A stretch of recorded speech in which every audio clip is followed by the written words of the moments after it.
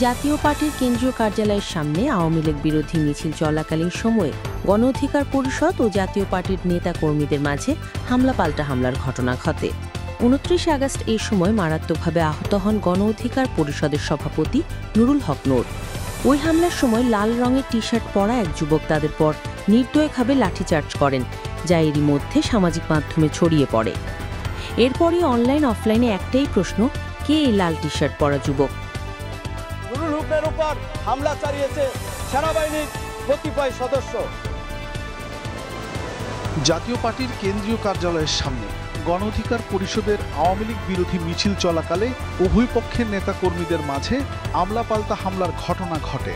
গত ২৯ আগস্ট শুক্রবার এই সময় রণক্ষেত্রে পরিণত হয় কাকরাইল এলাকা। ওই হামলায় মারাত্মকভাবে আহত হন অধিকার পরিষদের সভাপতি নুরুল হক নূর।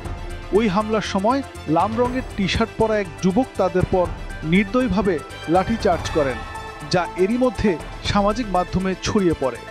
এরপরই অনলাইন অফলাইনে একটাই প্রশ্ন, কে এই লাল টি শার্ট পরা যুবক? ভিডিওতে দেখা ওই ব্যক্তি পুলিশ ও সেনাবাহিনীর সদস্যদের দ্বারা একসময় আটক হলেও পরে তাকে ছেড়ে দেওয়া হয়। পুলিশ দ্রুত তাকে শনাক্ত করার চেষ্টা করছে।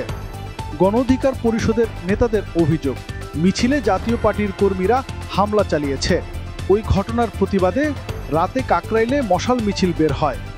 পরিস্থিতি উত্তপ্ত হয়ে ওঠায় আইন শৃঙ্খলা রক্ষাকারী বাহিনী লাঠিচার্জ করে। ওই যুবকের বিষয়ে ঢাকা মেট্রোপলিটন পুলিশের ডিবি প্রধান শফিকুল ইসলাম জানান, কাকরাইলে গণ অধিকার পরিষদের নেতাকর্মীদের উপর হামলা চালানো লাল রঙের টি শার্ট পরা যুবক ডিবির কেউ নয়।